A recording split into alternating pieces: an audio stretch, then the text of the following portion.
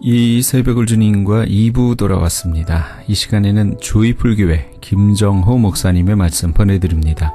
오늘은 요한복음 15장 1절에서 8절까지의 말씀을 본문으로 성도의 열매는 하나님의 축복이란 제목의 말씀 전해주시겠습니다. 할렐루야, 주님의 이름으로 초청합니다. 저는 조이풀교회를 섬기는 고미경 집사입니다. 여러분, 오늘 밤에 지구의 종말이 온다면 여러분의 영혼은 어떻게 되겠습니까? 저는 오늘 죽어도 영생이 있기 때문에 기쁘고 행복하답니다. 많은 사람들이 말하기를 죽으면 모든 것이 끝이라고 말들을 합니다. 그런데 왜 죽으면 모든 것이 끝인데 사람들은 죽음을 두려워할까요? 그것은 죽음이 끝이 아니라 죽음 이후 영혼의 초소가 있기 때문입니다. 많은 사람들이 이러한 두려움에서 벗어나 보고자 미래를 점쳐보기도 하지만 항상 늘 고독하고 두렵고 무서운 것이 죽음입니다. 여기에 길이 있습니다. 그것은 영원히 죽지 아니할 영생을 주시는 하나님께로 나아가는 것입니다. 이 메시지를 전하는 저도 10년 전 예수님을 영접하기 전에는 죽음의 두려움에 갇혀 지내던 사람이었습니다. 그러던 중에 어느 날 친구의 권유로 예수님을 알게 되었고 예수님을 영접하고 죄사함을 받고 구원받게 되었는데 그날 이후 신비롭게도 죽음의 두려움이 사라졌다는 사실입니다. 이 말씀을 듣는 여러분들은 아마도 전도하는 사람들을 많이 만나 보셨을 것입니다. 그리고 예수 믿으라 권면을 받았을 것입니다. 교회 출석하라고 권면하고 예수 믿으라고 강요당하고 예수 믿는 사람들 좀 심하다 싶을 정도로 귀찮게 하였을 것입니다. 잘 압니다. 지금 이 권면의 말씀을 듣는 분들 가운데도 그런 느낌을 가지고 있을 수 있습니다. 그러나 저는 여러분들에게 목숨을 걸고 이 복음을 전하기 원합니다. 짧은 시간이지만 말씀을 듣는 귀가 복될 것입니다. 이 복음은 모든 믿는 자들에게 구원을 베풀어 주시는 하나님의 능력이기 때문입니다. 하나님은 저와 여러분들이 하나님 품으로 돌아오시기를 지금도 문 열어놓고 기다리고 계십니다. 여러분, 하나님 품으로 돌아서십시오. 염려와 근심, 걱정과 두려움, 무서움의 결박이 끌어지고 참 안식과 평안이 넘치는 복 있는 사람이 될 것입니다. 감사합니다. 사랑합니다. 그리고 축복합니다. 지금 예수 그리스도를 믿고 영생을 얻기 원하신다면 지금 저를 따라 같이 기도합시다. 주 예수님, 저는 죄인이기 때문에 영생을 얻을 자격이 없습니다.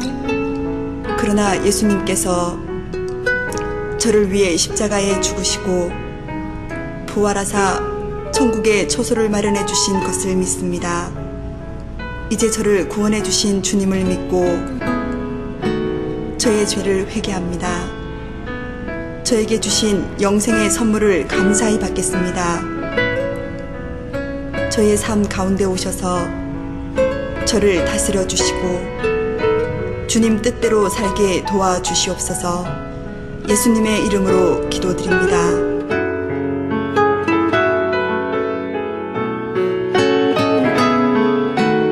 이제 당신은 예수 그리스도를 영접하였으므로 하나님의 자녀가 되는 권세를 얻었습니다. 축하드립니다. 그리고 신앙생활에 도움이 필요하시면 다음으로 연락을 주시면 친절히 안내하겠습니다. 213-389-2046 조이풀 교회로 연락 주시면 감사하겠습니다. 조이풀 교회를 소개합니다. 조이풀 교회는 이민자에게 꿈과 비전을 제시하는 교회입니다. 특별히 2세 교육에 특별한 사명을 가지고 있는 교회로서 이민의 땅에서 고통당하는 이민자들을 위한 기도하는 교회입니다. 조이풀 교회는 초대교회를 꿈꾸는 교회입니다. 작지만 큰 교회를 지향합니다. 변치 않는 하나님의 사랑을 느끼고 싶다면 오십시오. 가족처럼 따뜻한 사랑이 그립다면 오십시오. 누구에게도 말할 수 없는 고통이 있다면 오십시오. 죄와 질병과 가정 문제에 범민이 있으십니까? 오십시오. 조이풀 교회는 LA 한인타운 제임스 M 우드와 웨스트 모어랜드에 위치하고 있습니다. 예배는 주일 1부 예배 8시 30분, 2부 예배는 11시, 수요 저녁 예배는 7시 30분에 있습니다. 새벽 예배는 화요일부터 토요일까지 5시 30분에 드립니다. 주님의 이름으로 여러분을 초청합니다.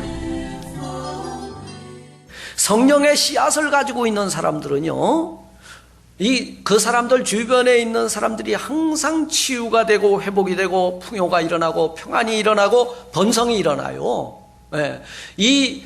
그 성령의 씨앗은요, 나에게 기쁨이 흘러넘치고 내게 기쁨이 와요. 그러니까 기뻐하는 사람 옆에 있으면 그 사람들도 기뻐져요. 기쁨은요, 우리의 몸속에서 엔돌핀이 막 솟아나게 해줘요. 기쁨의 샘 속에서 나오는 엔돌핀이라고 하는 물질은요, 암도 이깁니다. 이 세상도 이겨요. 우리의 생활 속에 맺는 열매는 주님을 내 안에 모시고 성령님이 나를 컨트롤할 때 우리의 삶을 통해서 성령의 9가지 열매들로 나타나게 될 줄 믿습니다. 그분 안으로 들어가십시오. 그분을 여러분 심령 가운데 모셔드리십시오. 사랑하는 성도 여러분, 생활의 열매는 우리의 삶을 통해서 우리가 맺어내는 삶의 열매는요, 주님이 우리 예수님의 신부되는 자격으로 그 열매가 필요해요. 그러나 영생의 열매는요, 주님께 상 받는 데 필요한 열매입니다. 내가 신부가 되는, 그리스도의 신부가 되려면요, 삶을 통해서 하나님의 자녀로서의 열매들을 맺어내야 되고요, 성령의 9가지 열매는 주님 앞에 섰을 때, 그래, 네가 참 성령이 이끄시는 대로 이 9가지 맛을 내는 열매를 맺으며 살았구나, 상급을 받는 데 필요되는 거예요. 두 번째로, 사랑하는 성도 여러분, 우리가 열매를 맺는 이 삶을 통해서 우리에게 3가지의 은혜가 임하는데요, 참 포도나무 되신 예수에게 우리가 브랜치가 돼요. 그분은 우리의 본사예요. 우리는 지사거든요. 지사는 본사의 오더를 받잖아요. 그죠? 우리 브랜치니까. 그러면은 브랜치는 본사에 있는 것을 마음대로 가져다 쓸 수 있는 권한이 있어요. 로고도 쓰잖아요. 그죠? 로고도 쓰잖아요. 왜? 본사하고 나하고는 동일한 물건과 동일한 비즈니스를 하기 때문에. 그죠?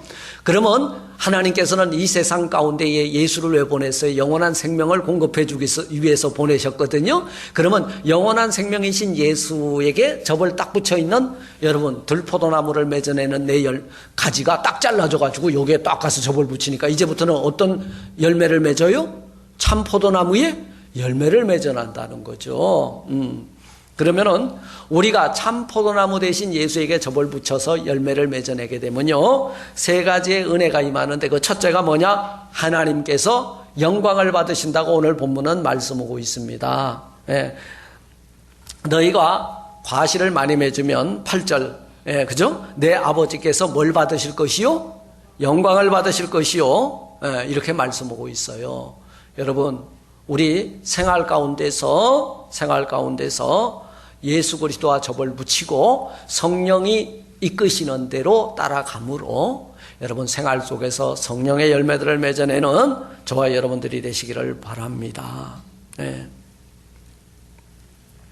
두 번째로, 열매를 맺는 삶은 우리로 누구의 제자가 되게 한다?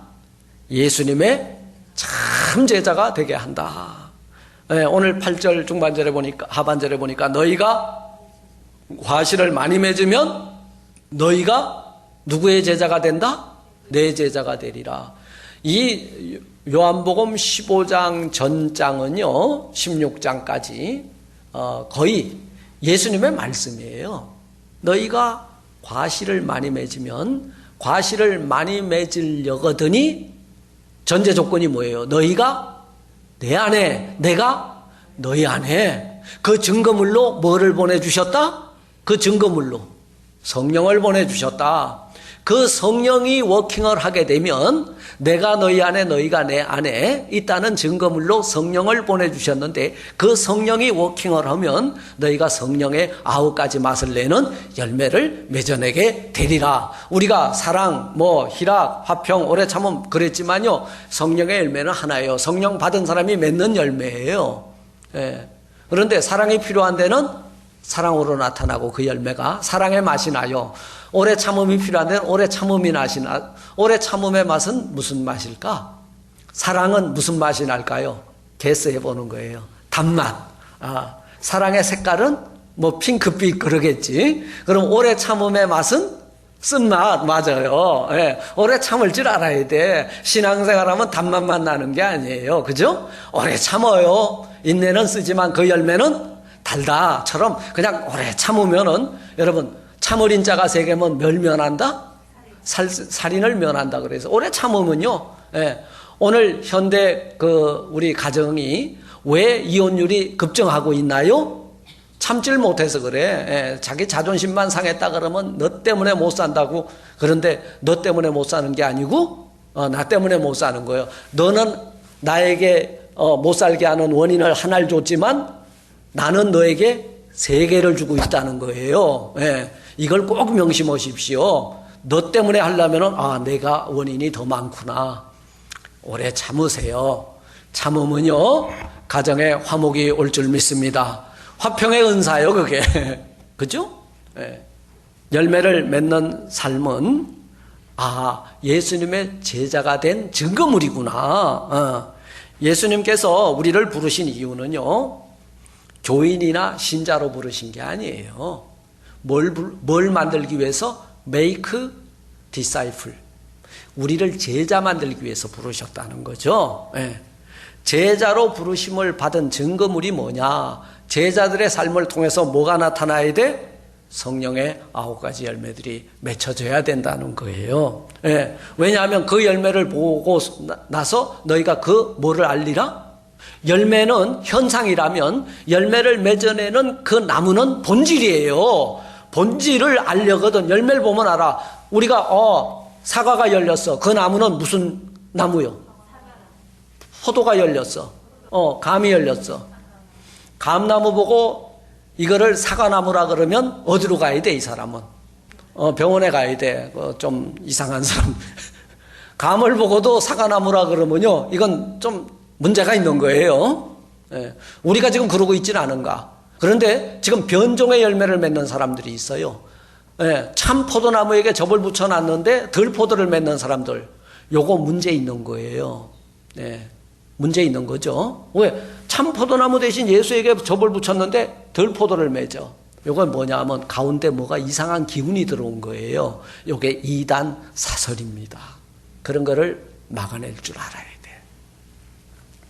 그 열매를 모아서 그 나무를 알리라 하신 것과 같이 내가 맺은 열매가 주님의 열매와 같다면은 바로 여러분들이 그 열매를 통하여 예수님의 제자임을 증거해 보여주는 열매인 줄 믿습니다. 세 번째로 우리가 열매를 맺는 삶을 통해서 3가지 은혜가 임한다 그랬는데 첫째는 하나님께서 영광을 받으시고 둘째는 열매 맺는 삶을 통해서 우리가 예수님의 제자인 것을 알게 해주고 세 번째는 열매를 맺는 삶은 우리로 오늘 7절에 뭐라 그랬어요? 너희가 내 안에 거하고 내 말이 너희 안에 거하면 무엇이든지 원하는 대로 구하라. 그리하면 이루리라. 여러분 소원이 있습니까? 예수 안에서 구하십시오. 예수님을 모시고 그분이 말할 수 없는 탄식 가운데 구하게 하십시오. 먼저 그의 나라와 의를 구하십시오. 여러분 우리가 많은 사람들이 기도를 해요.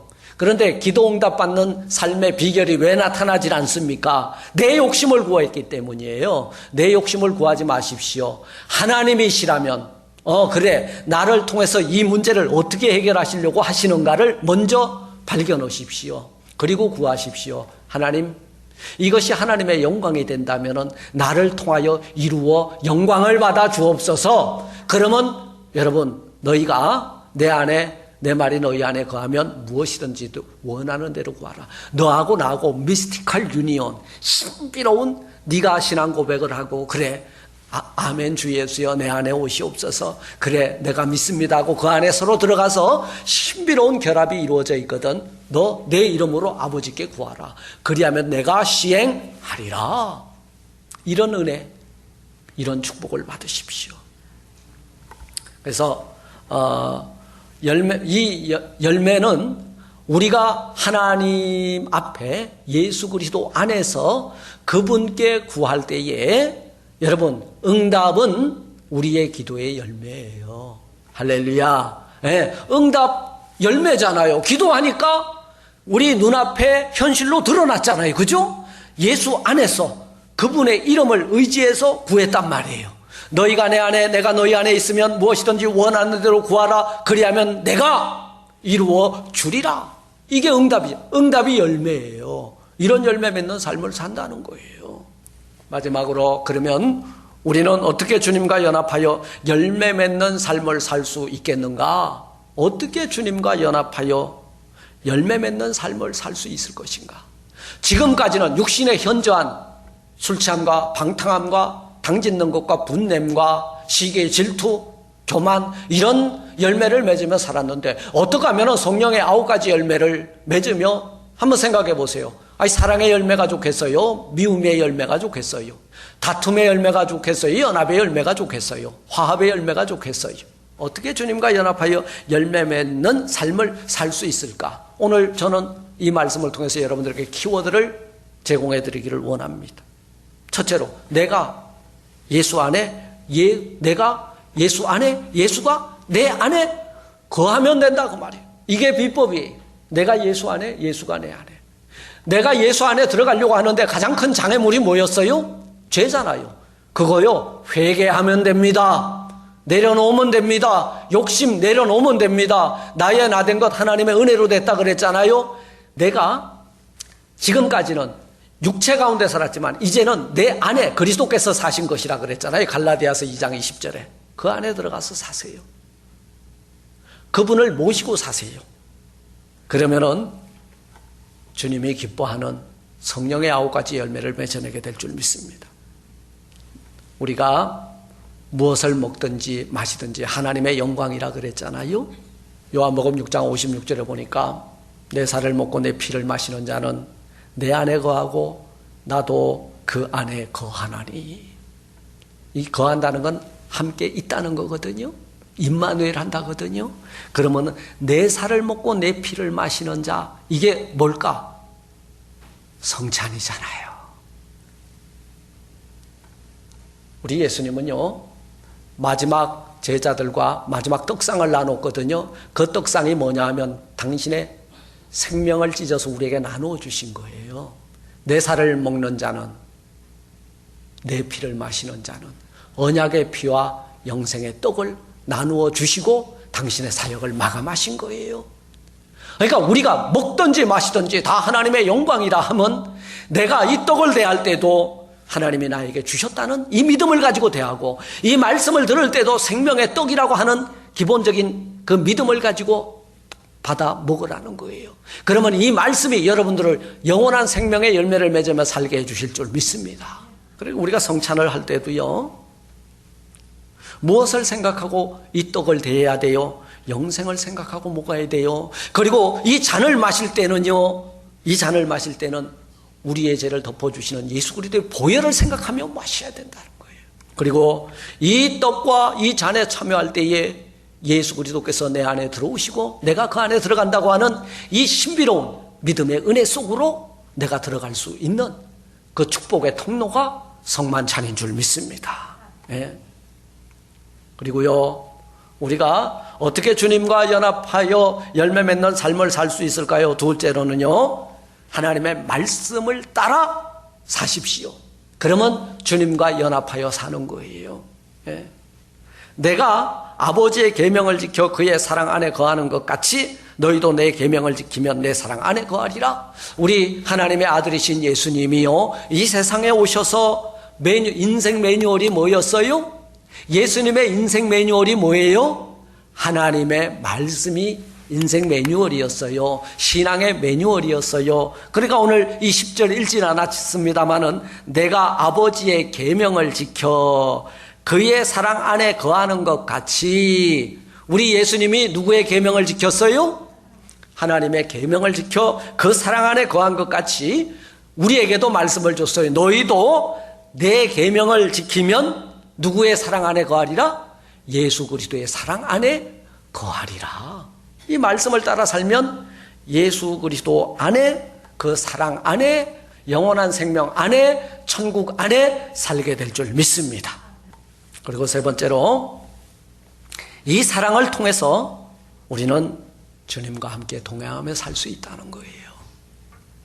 오늘 9절 말씀에 보니까 아버지께서 나를 사랑하신 것 같이 하나님이 세상을 이처럼 사랑하사 독생자를 주셨으니, 여러분, 하나님은 우리를 너무 사랑하셨어요. 그 중에서도 당신의 첫 아들, 그죠? 예수님은 더 사랑하셨을 거예요. 사랑해서 그 아들을 보내주셨잖아요. 아버지께서 나를 사랑하신 것 같이 우리 예수님도 나도 너희를 사랑하였으니 어디 안에 거하라? 나의 사랑 안에 거하라고 구절은 말씀하고 있습니다. 여러분, 이런 말이 있어요. 사랑을 할 수 있는 사람은 어떤 사람이다? 예스. 사랑을 받아본 사람만이 사랑할 수 있어요. 사랑할 줄 알아요. 미움을 받아본 사람은요, 남을 사랑할 줄 몰라. 여러분, 이 세상을 사랑하십시오. 우리 주변에 있는 사람들을 사랑하십시오. 여러분, 왼수가 오늘부터는 사랑의 대상으로 바뀌길 바랍니다. 우리 집에 원수 많죠? 쏙새기는 자식이 왼수고, 그리고 말 안 듣는 우리 신랑이 왼수고. 그런데 그를 사랑하십시오. 그를 사랑하라고 내 곁에 붙여놓은 거예요.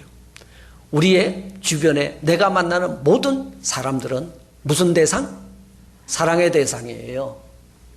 그런데 우리는 하나님의 자리에 앉아가지고 저 인간 말이야 비난하고 정죄하고 질책하고 난리치잖아요. 제가 늦게 철이 들었어요. 이제 5학년이 넘어서 6학년 때를 바라볼 때 이제 사랑을 좀 할 줄 아는 사람이 된 것 같아요. 제가 대단히 야당입니다. 남을 사랑하기보다는 비난하고 정죄하고 판단했어요. 여러분, 정죄하기보다는, 판단하기보다는 용서하고 덮어주고 사랑할 줄 아는 저와 여러분들이 되시길 바랍니다. 그분이 내 안에 있고 내가 그분 안에 있으면은 이 열매를 맺는데요. 이 열매의 그 속성이 성령이에요. 성령님께서 나와 함께 하시면서 원수 앞에 섰을 때 어떤 열매가 나가요? 사랑. 그리고 대적자 앞에 용서. 그리고 또 화가 나는 가족 앞에서 오래 참음.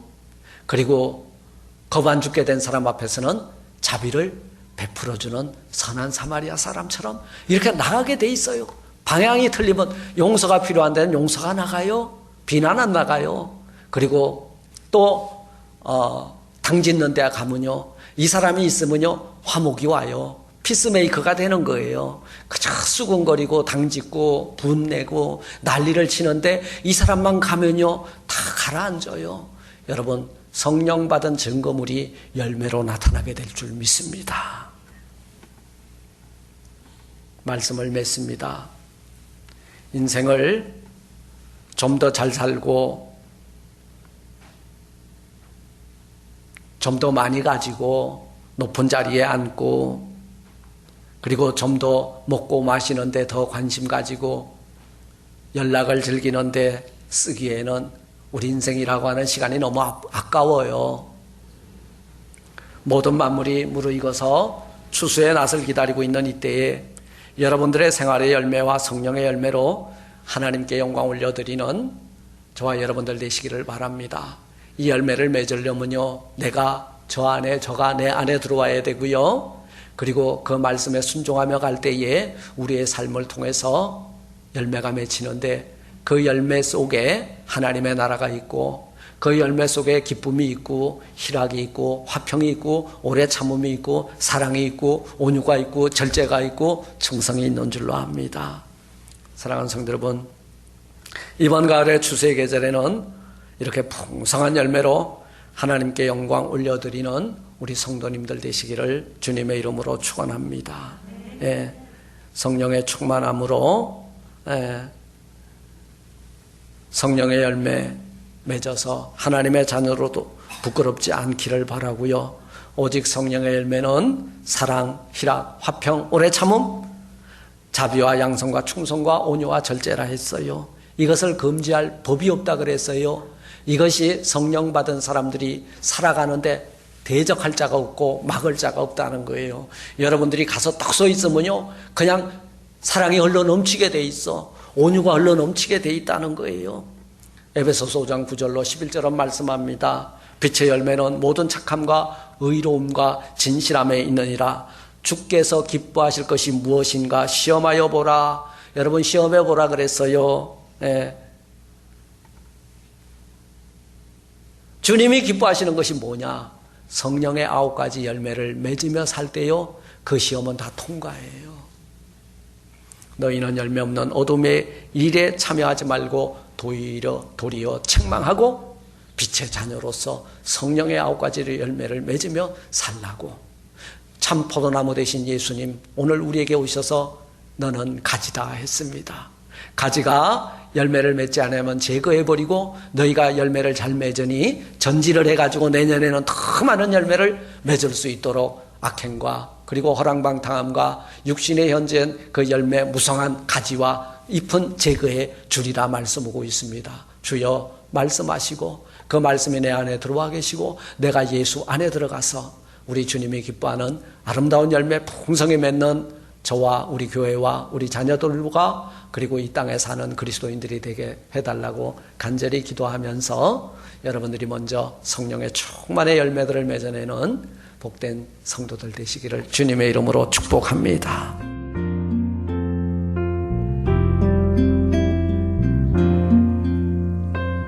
지금까지 주의풀교회 김정호 목사님께서 성도의 열매는 하나님의 축복이란 제목의 말씀 전해주셨습니다.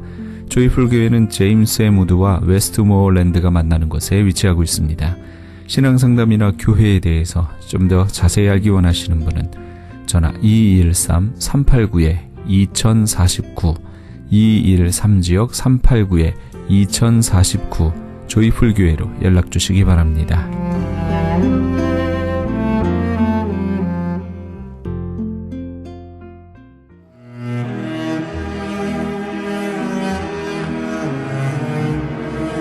크리스천 헤럴드는 신문과 라디오는 물론 TV, 인터넷을 통해 예수님의 복음을 가장 멀리, 가장 많이 전하는 종합 미디어입니다. 이런 사역을 감당하기 위해서는 우리 애청자 여러분의 후원과 기도가 절실히 필요합니다. 예수님이 우리에게 맡겨주신 이 지상 사역에 함께 동참하시지 않으시겠습니까? 내가 너희에게 분부한 모든 것을 가르쳐 지키게 하라 말씀하신 우리 예수님의 지상 명령에 함께 동참하시기 원하시는 분은 전화 213-353-0777 213지역 353-0777번으로 전화 주시면 자세히 안내해 드리겠습니다.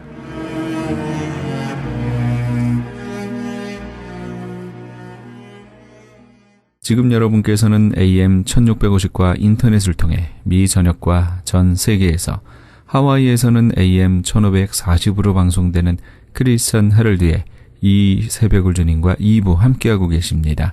방송 시간과 설교 편성표는 크리스천 헤럴드 신문 주간 편성표나 홈페이지 cheraldus.com에서 확인하실 수 있습니다. 계속해서 주향교회 김신 목사님의 말씀 보내드립니다. 오늘은 마태복음 21장 1절에서 9절까지의 말씀을 본문으로 나는 무엇을 드릴까? 란 제목의 말씀 전해주시겠습니다. 마태복음 21장 1절에서 9절까지의 말씀. 그들이 예루살렘에 가까이 가서 감람산 벳바게에 이르렀을 때에 예수께서 두 제자를 보내시며 이르시되 너희는 맞은편 마을로 가라. 그리하면 곧 매인 나귀와 나귀 새끼가 함께 있는 것을 보리니 풀어 내게로 끌고 오라. 만일 누가 무슨 말을 하거든 주가 쓰시겠다 하라. 그리하면 즉시 보내리라 하시니 이는 선지자를 통하여 하신 말씀을 이루려 하심이라. 일러스되 시온 딸에게 이르기를 내 왕이 내게 임하나니 그는 겸손하여 나귀 곧 멍에 매는 짐승의 새끼를 탔도다 하라 하였느니라. 제자들이 가서 예수께서 명하신 대로 하여 나귀와 나귀 새끼를 끌고 와서 자기들의 겉옷을 그 위에 얹음에 예수께서 그 위에 타시니 무리의 대다수는 그들의 겉옷을 길에 펴고 다른 이들은 나뭇가지를 베어 길에 펴고 앞에서 가고 뒤에서 따르는 무리가 소리 높여 이르되 호산나 다윗의 자손이여 찬송하리로다. 주의 이름으로 오시는 이여 가장 높은 곳에서 호산나 하더라. 아멘. 우리 주님의 사랑 늘 기억하고 주님의 은혜에 감사하고 주님의 사랑으로 승리하는 우리 모든 성도들 되기를 간절히 기원합니다. 할렐루야. 오늘 말씀은 예수님께서 유월절을 지키시기 위해서 예루살렘으로 들어가시는 길에 일어났던 일을 우리에게 소개하고 있습니다. 예수님은 예루살렘으로 들어가시기 전에 많은 사람들을 만납니다. 근데 그 사람들은 예수님을 만날 때마다 주님과 대면을 하면 꼭 한 가지씩이라도 자기가 가지고 있는 것을 주님께 드렸습니다. 무엇이든지 드렸습니다. 예수님은 공생의 기간 동안에 제자들과 함께 다니시면서 하나님 나라에 대해서 가르쳐 주시고 그리고 영생하는 구원의 길로 인도하여 주셨습니다. 1절 말씀을 보면 어떻게 시작하느냐 하면 그들이 예루살렘에 가까이 가서 그랬어요. 그들이 누구냐면은 예수님과 예수님을 따르던 제자들을 말합니다. 예수님의 제자들은 주님과 함께 늘 동행했어요. 그리고 예수님을 따라갔습니다. 그들이 예루살렘에 가까이 가서, 그러니까 주님과 항상 동행합니다. 어디를 가든지 동행을 합니다. 오늘 저희가 찬양한 것처럼 주님께 나아갑니다. 주님을 따라갑니다.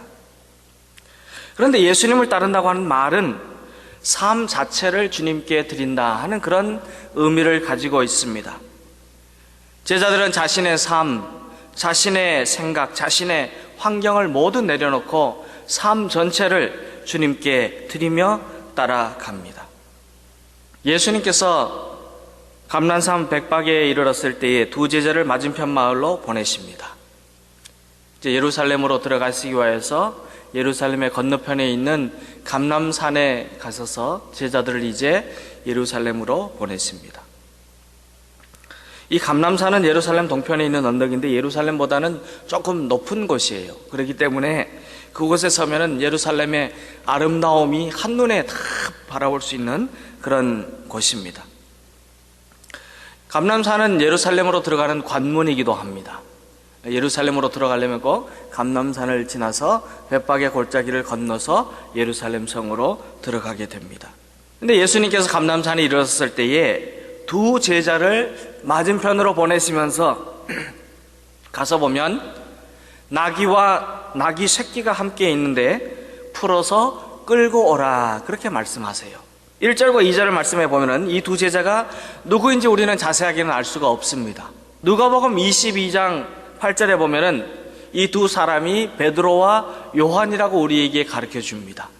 또 어떤 학자들은 다른 사람들이 아니냐, 베드로와 야고보가 아니냐 그렇게 말하는 이들도 있습니다만은 오늘 말씀을 보면은 자세하게 우리가 그 사람들이 누구인지는 정확하게 이름을 알 수가 없습니다. 그런데 이 두 제자도 하나님께 드립니다. 주님께 드립니다. 제자들이 예수님의 공생의 기간 동안에 3년 이상 주님과 따라다니며 동행하며 주님께 삶을 드렸던 것처럼 이 두 제자도 주님께 무엇인가를 드렸습니다. 그러면 오늘 말씀에 나오는 이 두 제자가 드린 것이 무엇일까? 바로 순종입니다. 6절에 보면 제자들이 가서 예수님에게 명하신 대로 하여 그랬어요. 제자들이 가서 예수님께서 명하신 대로 하여. 두 제자는 예수님의 말씀을 듣고 가서 나귀를 데리고 왔습니다. 말씀에 순종하고 행하였습니다. 사랑하는 여러분, 사도 바울은 로마서 6장 16절에서 순종은 의에 이르게 한다 그랬어요. 이사야서 1장 19절 말씀을 보면 순종은 땅의 아름다운 소산을 먹는다 그렇게 말씀하여 주고 있습니다. 하나님은 예레미야 선지자를 통하여 하나님을 순종하는 자는 하나님의 백성이 되고 하나님은 순종하는 자의 하나님이 되리라 약속하여 주셨습니다. 누가 하나님의 백성이냐? 하나님의 말씀에 순종하는 자예요. 순종하는 자에게는 하늘의 복이 있습니다. 이 두 제자는 하나님의 구원의 역사를 완성하시려고 십자가를 지시기 위해서 예루살렘으로 들어가시는 우리 주님께 순종했어요. 말씀을 듣고 그대로 따릅니다. 그러면 오늘 말씀에 보면은 나귀의 주인에 대한 이야기가 나옵니다. 이 나귀의 주인은 그러면 무엇을 주님께 드렸습니까? 말 그대로 나귀를 주님께 드렸어요. 3절에 기록된 대로 주께서 쓰시겠다 하라는 말씀을 듣고 나귀 주인은 나귀와 나귀 새끼를 드리게 됩니다. 근데 마가복음과 누가복음에 보면은 스가랴서 9장 9절에서 이어낸 왕으로 임하시는 메시아는 공의로우시며 구원을 베푸시며 겸손하여서 나귀를 타시나니 나귀의 작은 것 곧 나귀 새끼니라 그렇게 말씀하여 줍니다. 이 말씀이 이루어졌음을 증거하기 위해서 마가복음과 마태복음에는 어떻게 표현을 하고 있느냐 하면은 마가복음과 누가복음에는 어떻게 표현하고 있느냐 하면 나귀와 나귀 새끼라고 그렇게 표현을 합니다. 아무 사람도 타보지 않는 나귀 새끼. 근데 오늘 2절하고 7절에 보면은 마가복음과 누가복음에는 나귀 새끼 한 마리만 나오는데 오늘 말씀에는 나귀하고 나귀 새끼가 나와요. 근데 아마도 나귀 새끼가 잘 따라오지 않을 것을 알고 이제 어미 나귀를 끌고 오면 자연적으로 새끼가 따라오리라고 생각을 하여서 나귀와 나귀 새끼로 표현하지 않았나 그렇게 생각해 봅니다. 성경적인 의미를 보면은 나귀는 이스라엘 사람들에게 있어서 오랫동안 대망해온 메시아에 대한 예언이 완성되는 도구로 사용되는 그런 동물이었습니다. 우리 주님께서 이 땅에 오셔서 메시아로서의 사명을 완성하실 때에 나귀 새끼를 타고 들어간다 그렇게 말씀하고 있습니다. 왜 그러냐면 나귀는 평화를 상징하고 그리고 겸손을 상징하고 승리를 상징하기 때문입니다. 그런데 평강과 겸손과 섬김의 왕으로 이 땅에 오신 메시아 예수님은 하나님의 구원 사역을 완성하기 위해서 예루살렘으로 들어가실 때 나귀를 타고 들어가시려고 합니다. 그래서 주님께서 두 사람을 보냅니다. 제자들을 보냅니다. 그리고 나귀 주인에게 말을 합니다. 주께서 쓰시겠다 하라. 그 말을 들은 나귀 주인은 주님께 자신의 나귀를 기꺼이 드립니다. 있는 대로 드립니다. 그런데 우리가 한번 생각해 보면 나귀는 이 사람에게 삶의 일부였습니다. 평화를 상징하는 신앙의 도구였습니다. 그리고 생활의 기반이 됩니다. 나귀가 보통 집안에는 있지 않습니다. 어느 정도 안정이 되고 부가 있을 때에 마련될 수 있는 그런 동물입니다. 그런데 주님께서 쓰시겠다고 할 때에 그는 기꺼이 올려드립니다. 어떤 다른 이유를 내세우지 않고 말없이 드립니다. 즉시 드렸습니다. 주님께서 쓰시겠다 하라 하는 말씀을 들을 때에 순종하였습니다. 7절에 보면은 나귀 새끼를 타신 예수님께서는 이제 예루살렘으로 들어가십니다. 그러면 그 모습을 지켜보던 군중들은 예수님께 무엇을 드렸겠습니까? 군중들은 무엇을 드렸을까? 오늘 말씀을 보면은 6월절을 지키기 위해서 각지에서 예루살렘에 모여든 사람들은 예수님이 나귀 새끼를 타고 예루살렘으로 들어오실 때에 어떤 이는 겉옷을 나귀의 등에 깔고 또 어떤 이는 겉옷을 벗어서 길에 깔았습니다. 우리가 잘 아는 대로 이스라엘 사람들에게 있어서 겉옷은 의복의 역할도 하지만 이불과 같은 용도로 사용되는 삶의 보호막이었습니다. 더울 때도 그것으로 가리고 추울 때도 그것을 덮어서 몸의 체온을 유지하여서 살아갈 수 있도록 만들어주는 생활의 도구였습니다. 그런데 그렇게 소중하고 값진 겉옷을 벗어서 나귀 등에 깝니다. 그리고 길에도 깔았습니다. 그 말은 예수님을 구원자 메시아로 대하는 최고 최대의 경의와 순종의 표시로 겉옷을 깔았습니다. 이스라엘 백성들은 왕이 지나갈 때 자기의 겉옷을 벗어서 깝니다. 우리 주님이 지나가실 때 왕이십니다, 구원자이십니다, 메시아이십니다, 그러한 소망을 가지고 믿음의 확신을 가지고 평화의 왕이신 예수님이 지나갈 때에 겉옷을 깔았습니다. 물론 그들 중에는 예수님이 평화의 왕 메시아가 아니라 로마의 압제로부터 우리들을 구원해 줄 통치자로 환영하는 이들도 있었을 것입니다. 그러나 그들은 존경의 표시로 예수님이 지나가는 길에 겉옷을 깝니다. 예루살렘 성에 있었던 군중들은 겉옷을 깔았을 뿐만이 아니고 오늘 말씀을 보면은 찬송하였어요. 찬송을 올려드렸습니다. 구절은 이렇게 기록합니다. 무리가 소리 높여 이르되 호산나 다윗의 자손이여 찬송하리로다. 주의 이름으로 오시는 이여 가장 높은 곳에서 호산나 하더라. 사람들은 승리의 상징인 종려나무 가지를 꺾어 들고 호산나 호산나 외칩니다. 호산나 다윗의 자손이여. 호산나라고 하는 말의 원래의 뜻은 우리를 구원하소서라고 하는 의미를 가지고 있습니다. 나귀를 타고 예루살렘을 들어가시는 메시아 예수님을 바라보던 군중들은 겉옷을 깔아서 왕이신 예수님에게 겸손과 그리고 섬김으로 오시는 주님을 맞이하는 경의를 표현하였습니다. 그리고 찬송을 드리며 기쁨으로 노래하였습니다. 그런데 예수님께서도 오늘 말씀에 기록되어 있는 주인공인 예수님께서도 저와 여러분에게 모든 것을 내어주셨습니다. 제자들도 나귀의 주인도 그리고 두 제자도 또한 군중들도 우리 주님께 드렸지만 주님께서도 모든 것을 내어주셨어요. 하나님의 독생자 예수님은 하나님과 동등하다고 생각하지 아니하시고 스스로 자기를 낮추시고 사람의 모양으로 이 땅에 오셨습니다. 이 땅에 오신 주님께서는 우리의 죄를 용서하여 주시기 위하여서 구원받은 백성으로 영원한 생명을 누리게 하기 위해서 십자가에 달리시기까지 모든 것을 다 내어주셨어요.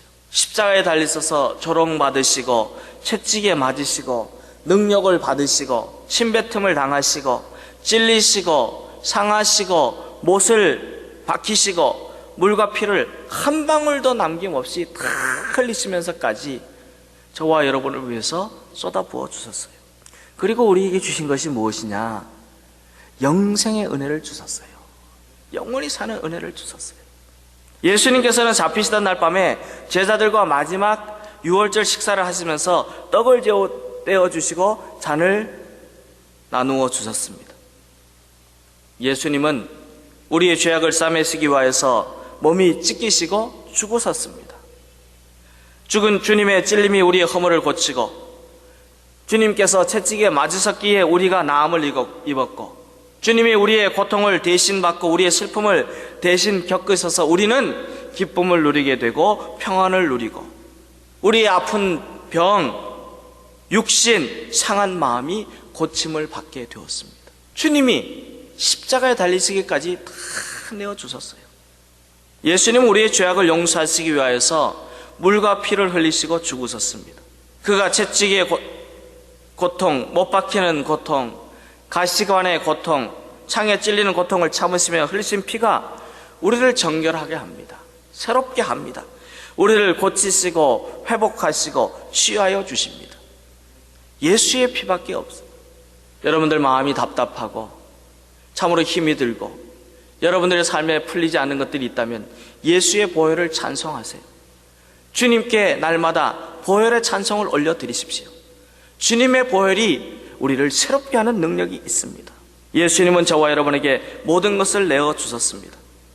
우리에게 아낌없이 내어주시고 우리에게 영원한 생명을 주셨습니다. 사랑하는 여러분, 그러면 우리는 주님께 무엇을 드리려고 합니까? 나의 것을 주님이 쓰신다고 하실 때 우리는 주님께 기꺼이 드릴 수가 있습니까?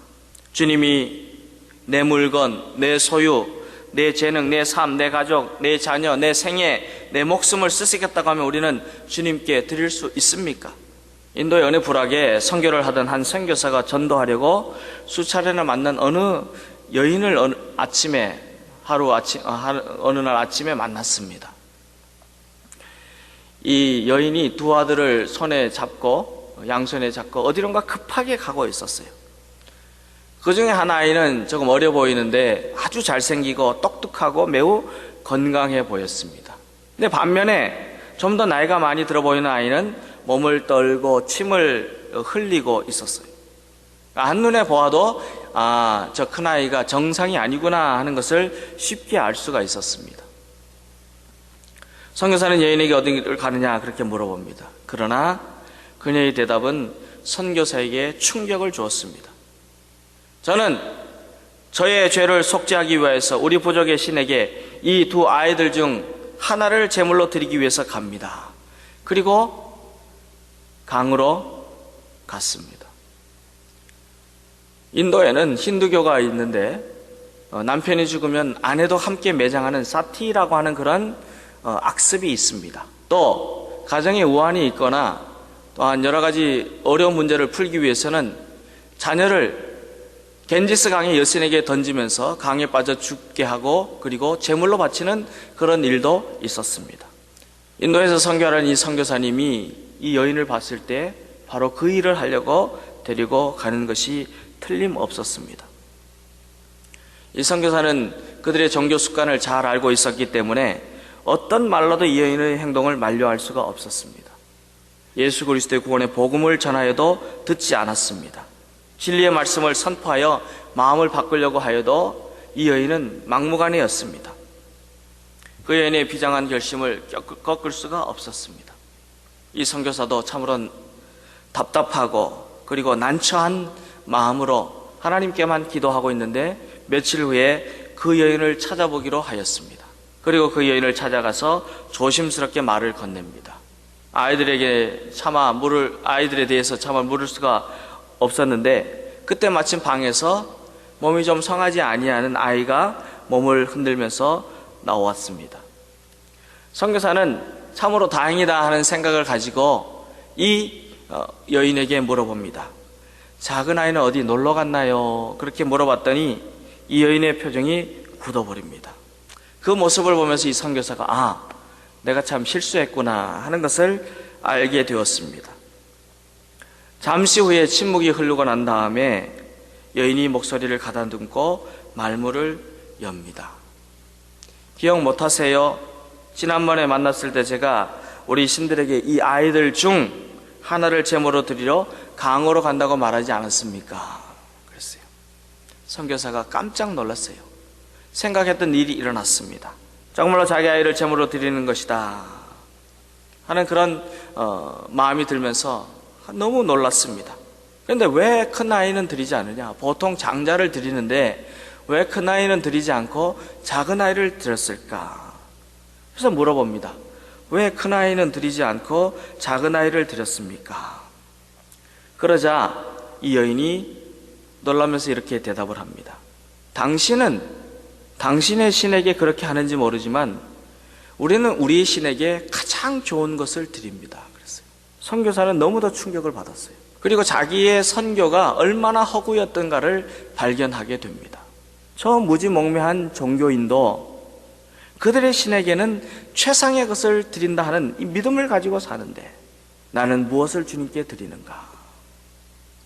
자기 자식도 심지어 극단적인 선택의 기로에 섰을 때 최상의 것으로 드리려고 하는 이 신앙의 모습을 가지고 있는데 우리는 인격자이신 하나님, 천지를 창조하신 하나님, 우리를 사랑하시는 하나님, 언제나 우리를 만나주시는 하나님, 우리를 구원하여 주시는 전지전능하신 하나님께 참으로 가장 귀한 것을 드리고 있는가? 우리가 하나님께 드리고 있는 것이 혹 찌그러지고 병들고 내게 2차적인 것들은 아닙니까? 근데 우리가 생각하기에 주님께 드린다고 하면 마냥 죽는 것으로만 생각을 합니다. 내가 죽어야지, 내 목숨이 죽어야지, 순교해야지, 그런 생각만 합니다. 그런데 우리는 내려놓는다는 생각은 왜 못하는지 모릅니다.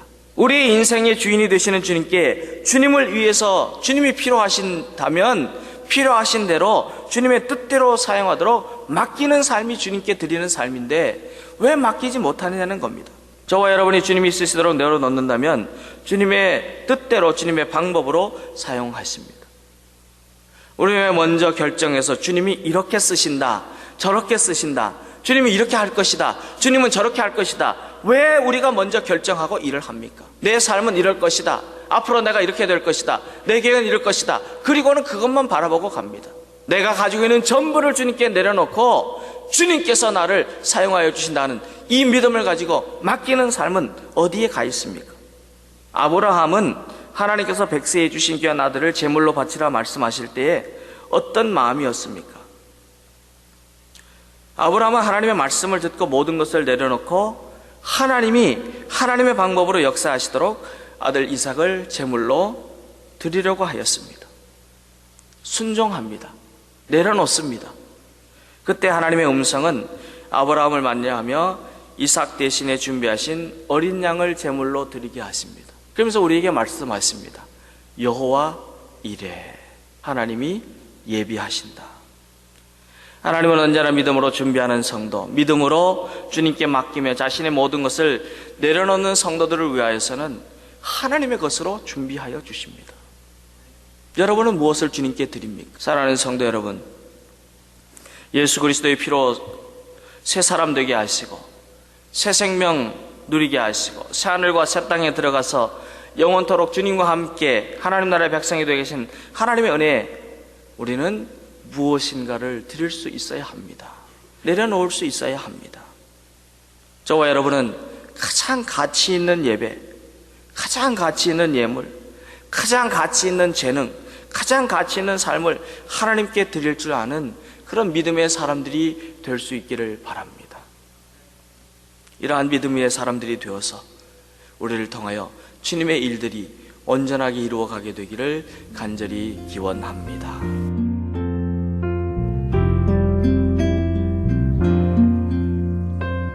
지금까지 김신 목사님께서 나는 무엇을 드릴까? 란 제목의 말씀 전해주셨습니다. 주향교회는 3412 웨스트 사가 스트리트 LA에 위치하고 있습니다. 신앙상담이나 교회에 대해서 좀 더 자세히 알기 원하시는 분은 전화 213-383-4951 213지역 383-4951 주향교회로 연락주시기 바랍니다.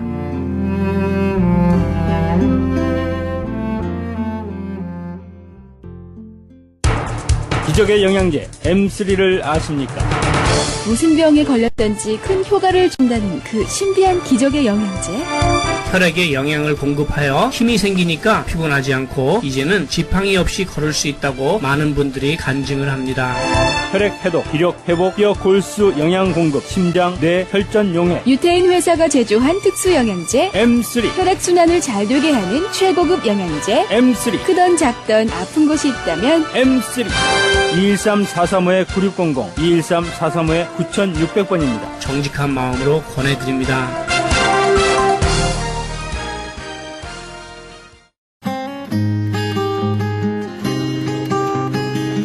교계 게시판.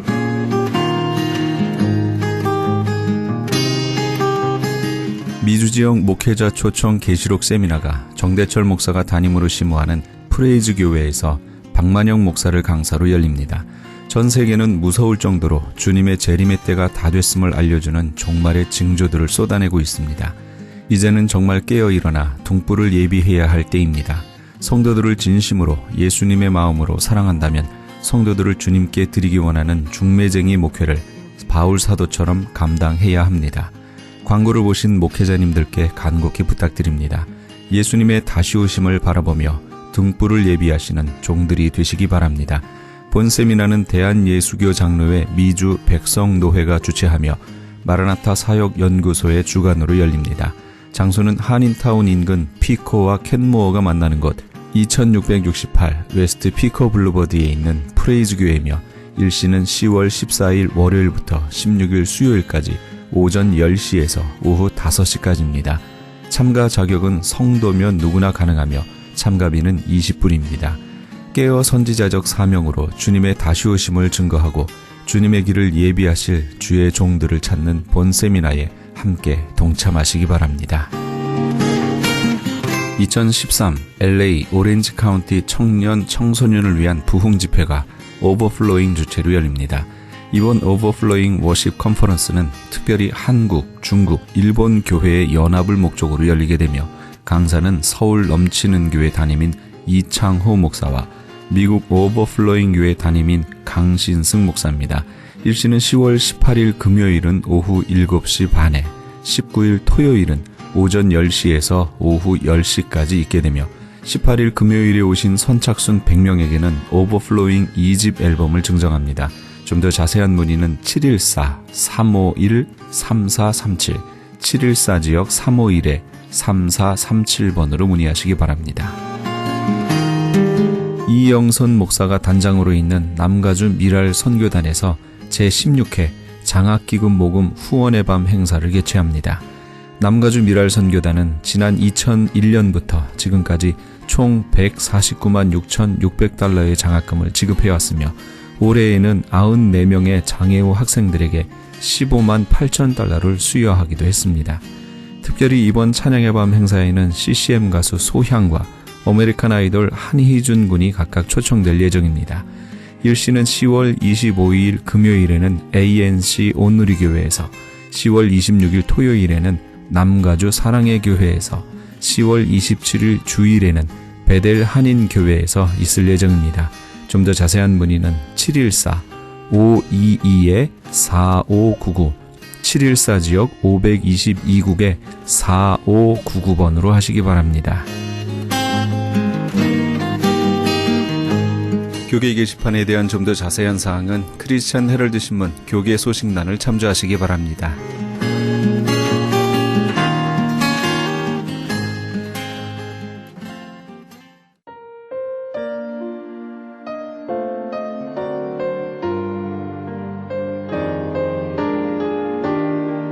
어느 목사님이 말하기를 처음에 본 것은 어쩔 수 없겠지만 두 번째부터는 죄악이다 라고 했습니다.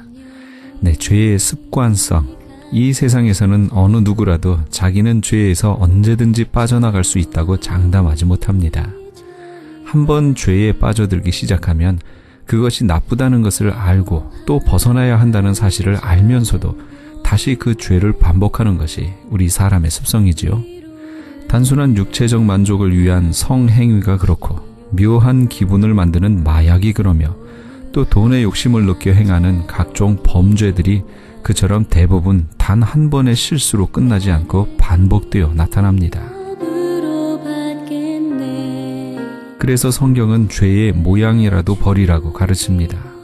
또 성경은 아예 보는 것에서부터 죄를 멀리하고 생각하는 사고에서도 죄의 생각을 애초 품지 말라고 가르치고 있습니다. 욥은 고난 중에도 눈과 언약을 세워서 처녀에게 주목하지 않겠다라고 했습니다. 그렇습니다.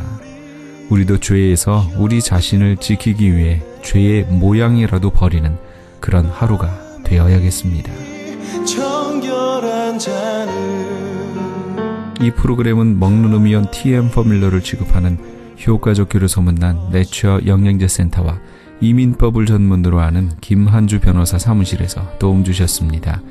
지금까지 크리스천 헤럴드 방송에서 보내드린 이 새벽을 주님과의 정영철이었습니다. 이어서 김수경의 영혼의 쉼터가 방송됩니다. 많은 애청 바랍니다. 고맙습니다.